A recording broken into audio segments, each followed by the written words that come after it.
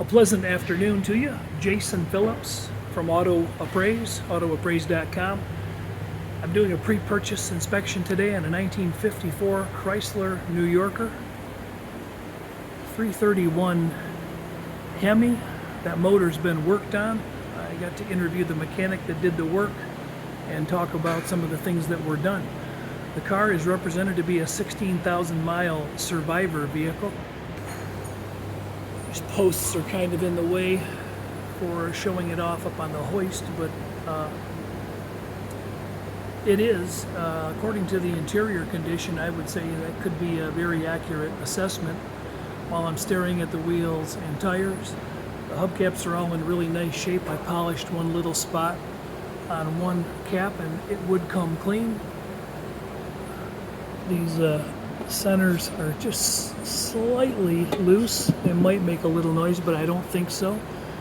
15-inch rims were either painted or powder coated black at some point, and the caps are in nice shape. 8 by 15-inch bias ply tires don't show any dry cracking in the tread pattern. White walls are in pretty nice shape, could stand a little bit of cleanup. But the tires all around the car, they look good. We'll find more out when we drive the car, see what the condition is as they go down the road.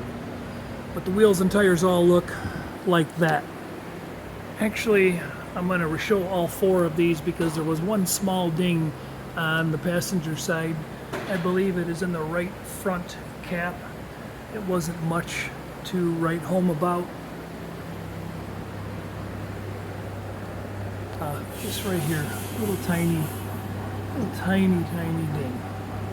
And some of those spots there I cleaned off it. Pretty confident they'll clean up to a greater degree. All the trim on this car is basically beautiful except for some of the spots that I noted. And then once up on the hoist, the rocker trim has a little bit of, see if I can get that in better focus. That's what I can do. Just a little bit of scuffing and age, a couple innie dings from the trim clips pulling it in there. This one's probably slightly more worn than the other side. Magnetic adhesion around the body is fantastic.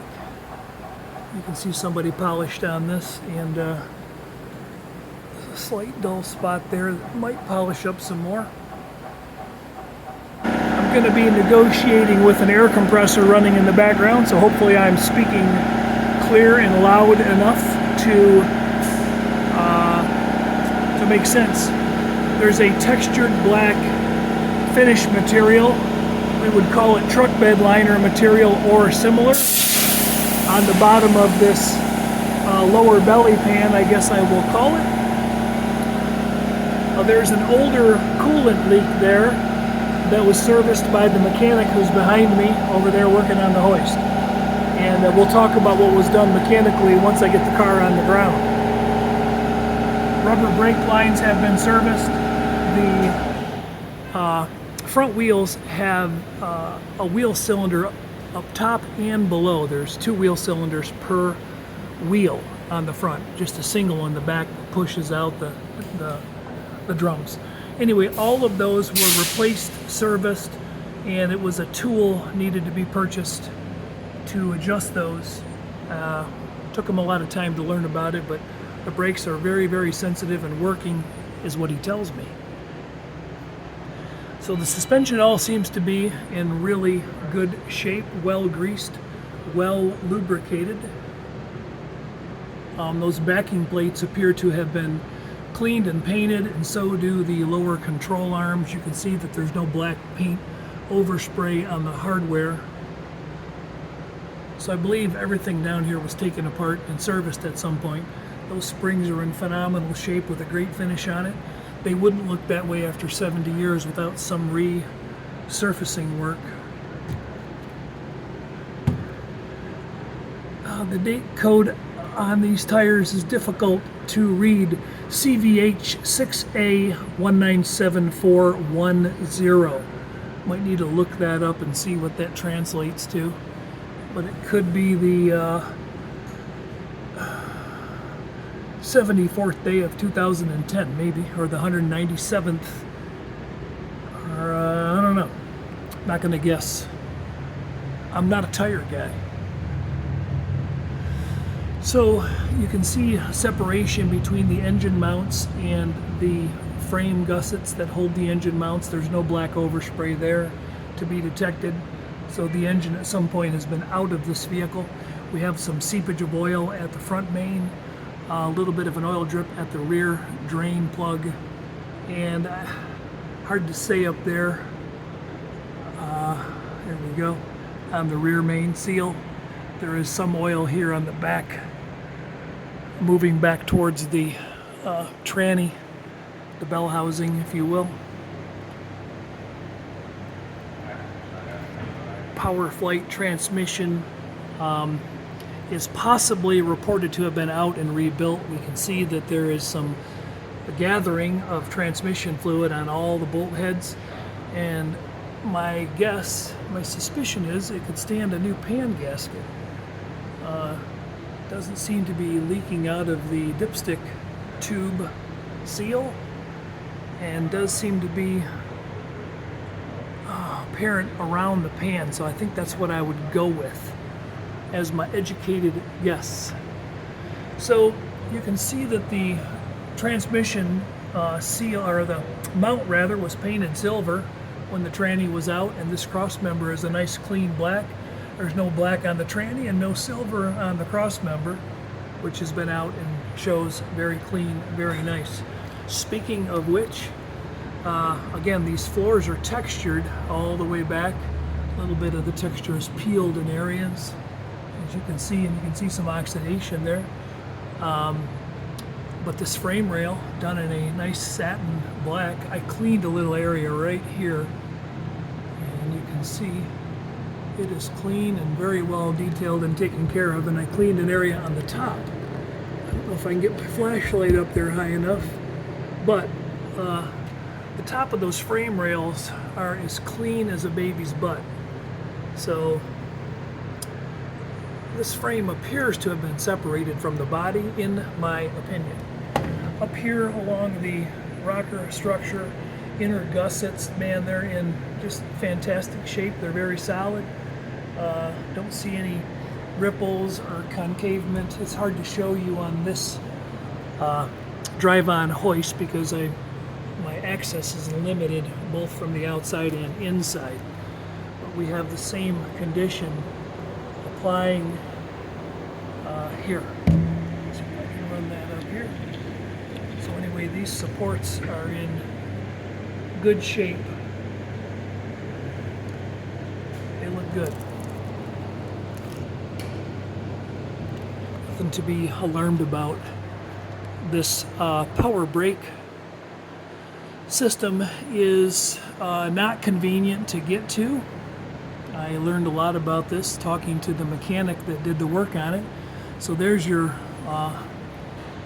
single reservoir master cylinder that's accessed through a tiny hole in the floor. You got to pull the carpet back to get into it to add fluid, but that's been all taken apart, rebuilt, and I see a little bit of seepage on that right there. It comes back here and then it goes into this secondary vacuum controlled booster, and then it comes back out of the booster and the line goes into the center of the proportioning valve, and then it looks like equal pressure goes front and rear. There's your brakes light switch, and all of this was taken apart and serviced and rebuilt, and the mechanic tells me that the brake pedal works really, really good. It seems actually touchy. It works so good. Those bolts were repainted and that vacuum component reinstalled. Fuel lines and brake lines look like they're in good shape. I can't really say when they were changed, but these are actual spring-wrapped lines, which you don't see much of in the aftermarket world. Rubber line that goes to the splitter valve. I can't really get to it without moving that, but anyway.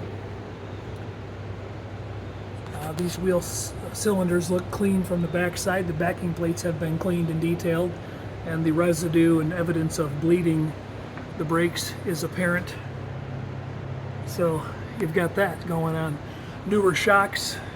The rear end housing, this is a non-posi rear end. Standard rear end was all cleaned and at least cosmetically detailed. I don't know the story on the inners. Leaf springs appear to have been serviced at some point. That bushing there is in better shape than this one here, which is a little bit cracked and aged. These trunk extensions and the bottom splash on the quarter, good magnetic adhesion there, and visibly original and in good shape. This frame rail along the back end of the car indicates the car's never been whacked in the back. It doesn't look like anybody's ever hit that and pulled on it. Texture paint on the bottom of that panel again, matching up with the rest. Fuel tank has an old stain on it. I don't see a current wet drip. And I don't smell fuel back here.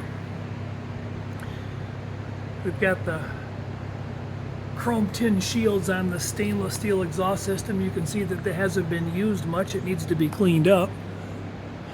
It's stainless tailpipes, stainless mufflers, stainless intermediate. Newer hangers were installed at that time. Get my light back up there so we're all seeing the same thing. Backs of the wheel tubs on both sides. I can get to this one. Those are in nice shape. No splaying or separation of the pinch weld. That's in good condition. So the underside of the car really, it was a really nice, thoughtful, well done restoration in my opinion. Some splitting of the tie rod and boot there, but everything seems to be pretty well greased up and serviced.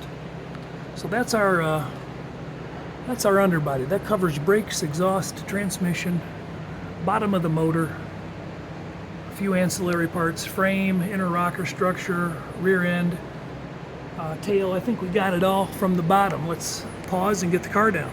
All right, I've let it halfway down here to make my life a little easier. I'll show the paint, trim, and body here, and then I'll also show it outdoors just to get a little better perspective.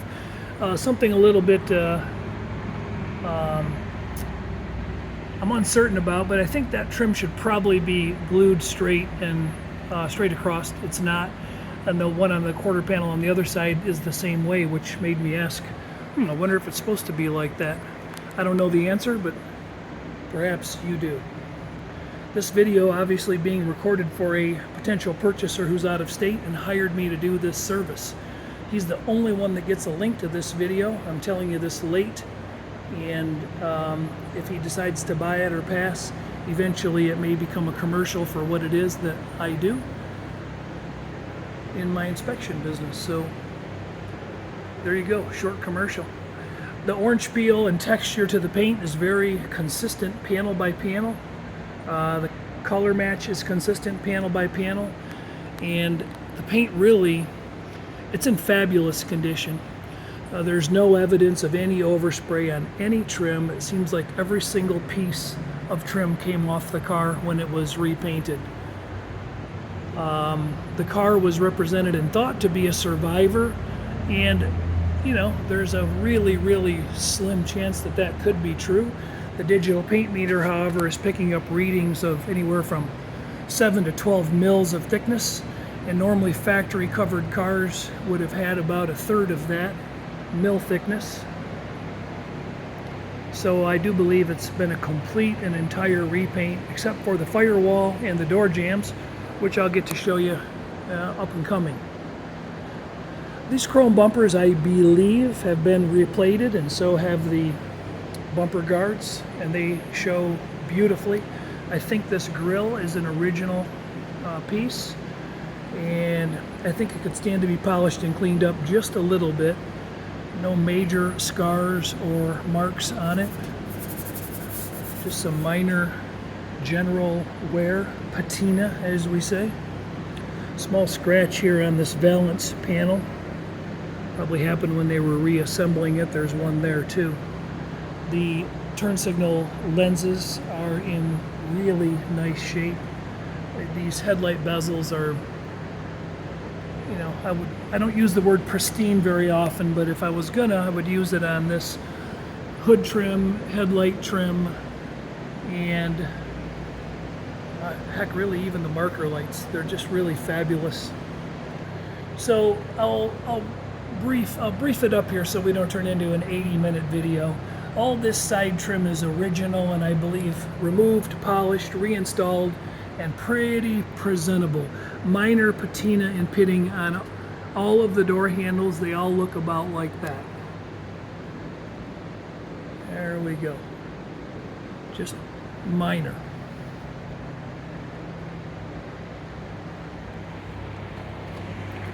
Chrome finish on the rear bumper and bumperettes, just excellent. Taillight bezels. Rear trunk trim, very nice. The bottoms of these bezels have a little bit of corrosion and pitting where some condensation is gathered. Uppers are fantastic. So lenses are really, really nice, and they look like original lenses. I don't think that any of this stuff is reproduction. There's a small chip and you can see a tiny drip in the clear right here, and again another indication that it's a base clear repaint right there. Factory welds, that's as good as they finished them up back in the day. So here we have this slightly radiused Yorker word.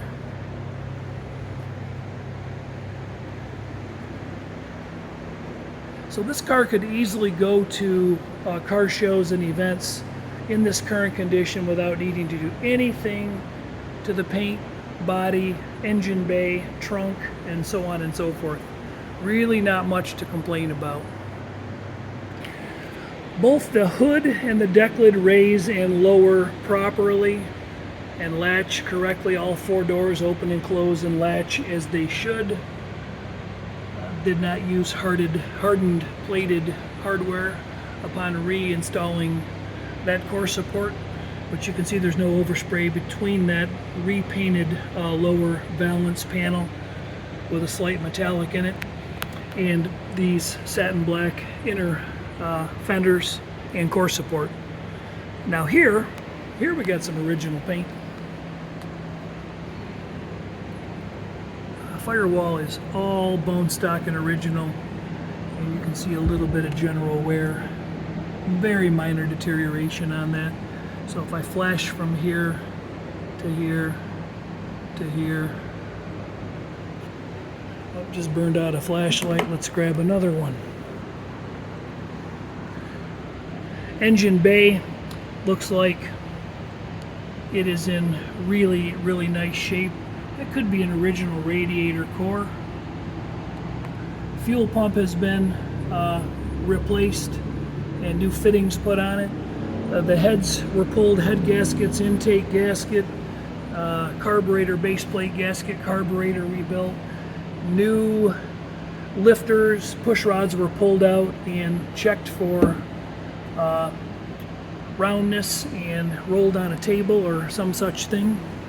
Didn't get the specifics, but they were reused. They felt that they were in good shape.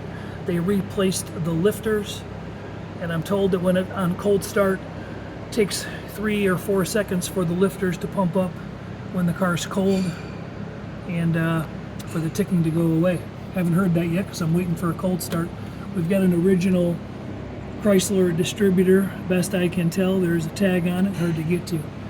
But the firewall has some original crayon marks here and up there, and original Chrysler trim tag mounted properly. Here's a good shot of the wiring. There's a new turn signal relay or some kind of relay sitting right there. Exhaust manifold gaskets were changed. I believe the battery was replaced. I'll have to ask them again. Yeah, I think it was.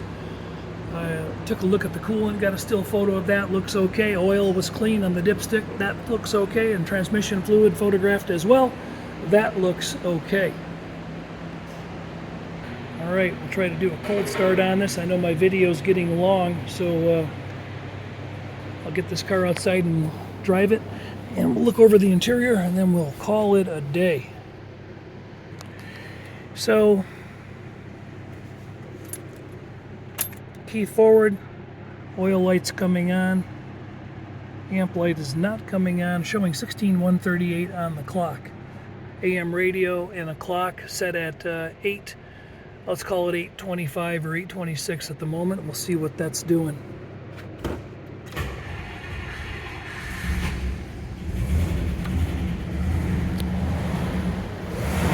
And just like you said, I heard a little bit of lift or tick on first starting it up.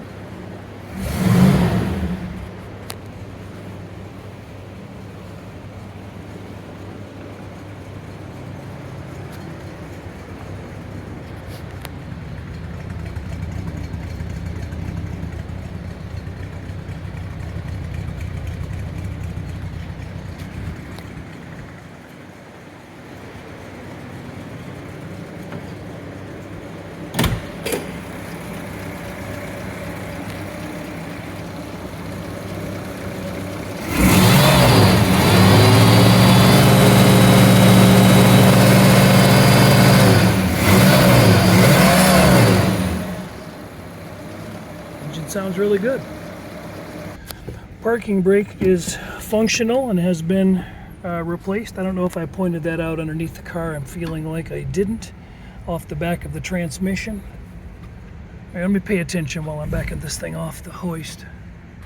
All right, got the car outside now, and I'm going to do a quick walk around in the sunshine, go through the interior, and then we'll get it on the road. Brake pedal feels good so far. Boy, it's really quiet. It's a quiet car. Brakes are touchy. All right, let's do that. Let's do this. I don't have my digital paint meter in my pocket, but I have over 30 still photos of digital paint meter readings in the car, or I'm sorry, on the car, all around the car. And those readings are running anywhere from 5 to 12 mils, with the majority of them being between 5 and 8, from what I recall. All the doors opening and closing nicely. There really is no unusual odors or smells. I believe the door sweeps and fuzzies, they're all original. I don't think those have been changed. The vent window seals, a little bit of cracking right here, and nothing to indicate that those have ever been changed. A little bit of patina going on here on the vent window frames, and you can see the patina on the door handles a little better in the sunlight. The door jambs.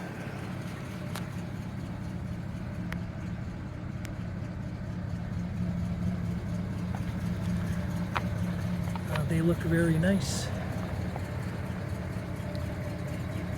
The rubber door seals, it would be hard to believe that these door seals are original just because they look really good. But things that were built back then lasted, so that's up for debate. You can see some slight staining, and this is similar on both door panels in that light green area. I believe you can see it. I'm pointing into the sun. It might not be the best vantage point. The package tray has a little bit of warpage in this corner and in this corner. The headliner, the best that I can tell in my educated guess, is an original piece. So are those B pillars, so are the C pillar components, which are all part of the headliner. Door panels, seat covers, you name it. This is an original interior. If anything was changed, it was the carpet kit. It's a fitted carpet kit, and my feeling is it's hard to believe that the carpet kit would still look this good. But again, teen miles. All the rear chrome is great. Nothing to talk about there. Dome light works, in case I didn't mention that. And then here I'm going to turn the car around so these door panels show up a little better, but there's just some age striping going on there.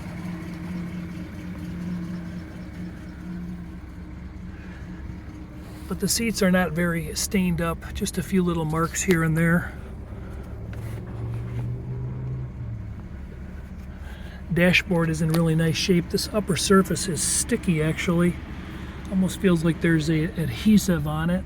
It's probably just coming apart a little bit glue-wise due to the age. The machine finish panel on the dash is really nice. All the trim there. It's still not quite 8:30 yet, so our clock is not working. The heater slides are moving stiffly, but they're moving. Glove box works and the light works inside as well. Look at that, huh? Nice. Some original tag in there. I have still photos of the trunk. I'll try to shorten the video by not opening up the trunk right now. There is an original style spare and jack. I believe the tire was changed because it's a Coker classic tire. And the wheel was repainted, the spare wheel. There is a jack and tool in place. The horn works. The gas gauge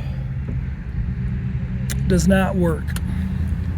I know that because it looked kind of empty, so I went back inside and we stuck 2 or 3 gallons of gas in it from a gas can, what they had, and the level did not change. So we do not have a operating gas gauge.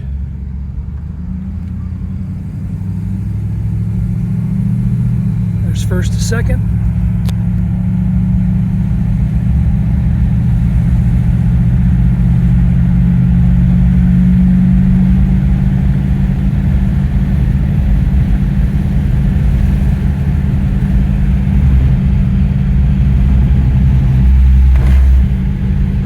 Those are really bias ply tires.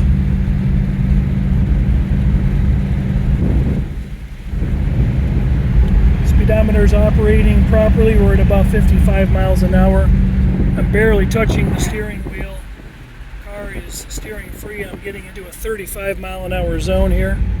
When I tap the brakes, I have a little bit of a pull to the left.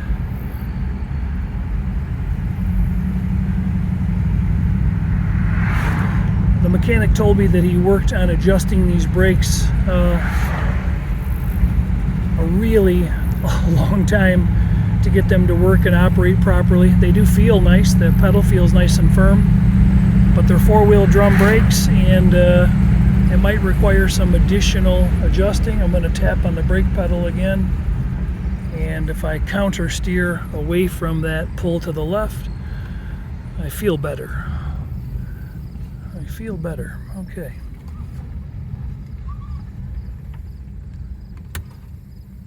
My gas gauge just shot up and down. Might have a bad ground or something because I saw it move and then it shot right back down to where it is. Our coolant gauge is starting to rise off of cold. Let me see if I can get a better view on that. There it is.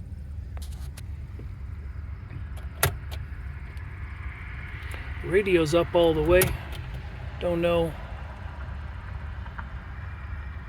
Oh, we've got some weird movement on the dial indicator, but it is moving. We'll just leave the volume turned up and see what happens. Got fan action. Got fan action. And these do move. They're a little stiff. But I think you'd be a little stiff too if you were 70 years old.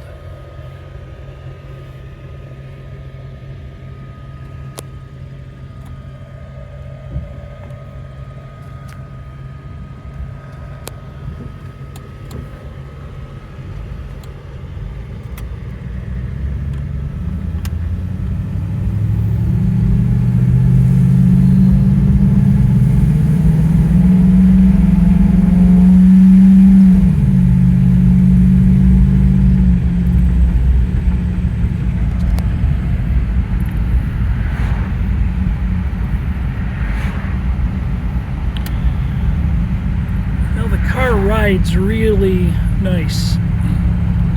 Has the steering of a 50s era vehicle. These bias ply tires look great, but I'd get rid of them if I was going to drive the car any significant amount of time, because they do what bias ply tires do, which is to handle like crap.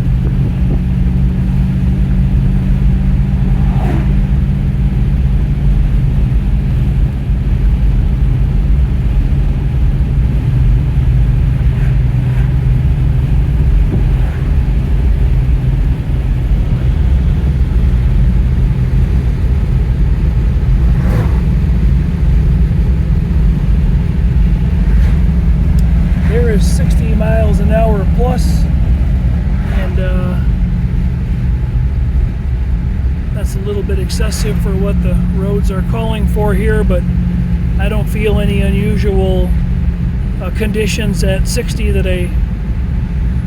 nothing different than what I felt at 45 miles an hour or 30 miles an hour. It's all pretty consistent.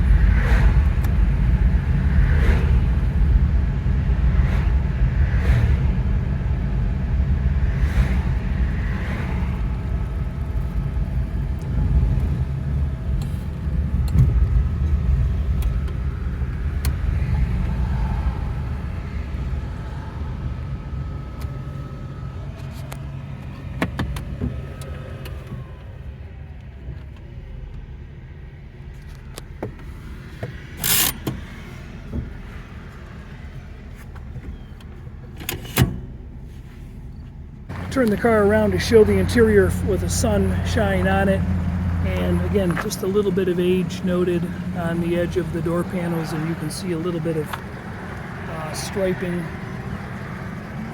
Nothing too substantial. Rubber sill plates are still in good condition. Screwed down back here, I see holes. I'm not sure if those are supposed to have screws in them or not. Rubber pedal covers are in nice shape, indicating very little wear. They don't look like they were recently changed. Kick panels have a little bit of warp to the edge, nothing too substantial. A little better view of the dash pad and its slight deterioration due to age. Steering wheel is absolutely gorgeous, really, really nice. So all the glass rolls up and down. It's a little piece of tape here on a little small paint chip. And again, here's a better shot of the rubber seals. Like I said, it's hard to imagine those weren't replaced, but honestly, the quality of them looks so much better than what you get today that I think I'm just going to go with my opinion of they have not been replaced. That's my opinion. That's my story. But the windows roll up and down really, really nice. And again, the cording is pretty original and still pretty decent. A very slight bit of yellowing, delamination noted on the very edge of the windshield. A little bit on the side glass. There's one little stone chip here, tiny, tiny, tiny, ballpoint pen size, and slightly bigger one right there. I'm sorry, right there on the driver's vision path. I don't think I would change it. Stickers from 1969 to 1982. Can't get a windshield from across the pond that is as good as these. So, paint, body, trim, engine bay. I have not videoed the trunk, but I don't want to pull the keys out while I'm off property with the car in case, it doesn't start or something and I have to walk a couple miles. Interior. This is a really nice car. It's a really believable, nice car. I believe the car has gone frame off. That's what I believe. That may or may not be consistent with what the car is presented as. If these bumpers haven't been replated, then they're the best original chrome ever.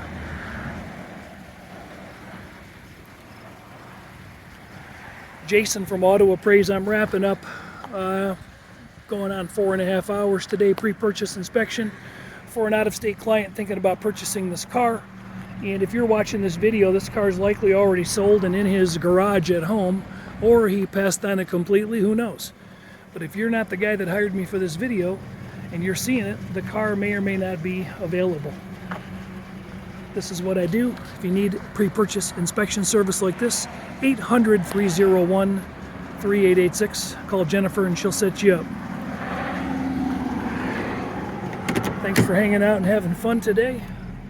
Finished up miles are 16,141.